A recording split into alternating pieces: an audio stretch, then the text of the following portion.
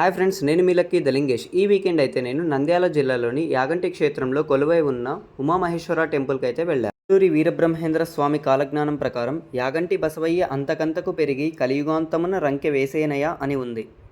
Archaeological survey ప్రకారం every 20 yearsకి 1 inch పెరుగుతుందని చెప్తున్నారు. ఈ టెంపుల్ని 5-6 శతాబ్దాలలో నిర్మించారు. ఈ క్షేత్రాన్ని పల్లవులు, చోళులు, చాళుక్యులు, విజయనగర రాజులైన హరిహరాయ, బుక్కరాయ నిర్మించారు. ఇక్కడ కోనేరు నుంచి రైట్ సైడ్కి వెళ్తే మెయిన్ టెంపుల్ ఉమామహేశ్వర స్వామిది కనిపిస్తుంది. ఇక్కడ శివపార్వతులు ఒకే విగ్రహంలో కనిపిస్తారు. అందుకే యాగంటిని అర్ధనారీశ్వర క్షేత్రం అని కూడా పిలుస్తారు. అలాగే టెంపుల్కి బ్యాక్ సైడ్ అగస్త్య పుష్కరిణి అని ఉంటుంది. దీంట్లో అగస్త్య మహర్షి స్నానం చేశాడని, అందుకే దీన్ని అగస్త్య పుష్కరిణి అనే పిలుస్తారు. యాగంటిలో మీరు ఒకటి అబ్జర్వ్ చేస్తే ఒక్క కాకి కూడా కనిపించదు. ఎందుకంటే అగస్త్య మహర్షి తపస్సు చేసేటప్పుడు కాకులు డిస్టర్బ్ చేసేవంట. ఆయన శపించడంతో ఇప్పటికీ ఇక్కడ ఒక్క కాకి కూడా లేదు. అగస్త్య మహర్షి తపస్సు చేసే గుహ అయితే మీకు చూపిస్తాను. ఇదిగోండి, ఇక్కడే చూడండి.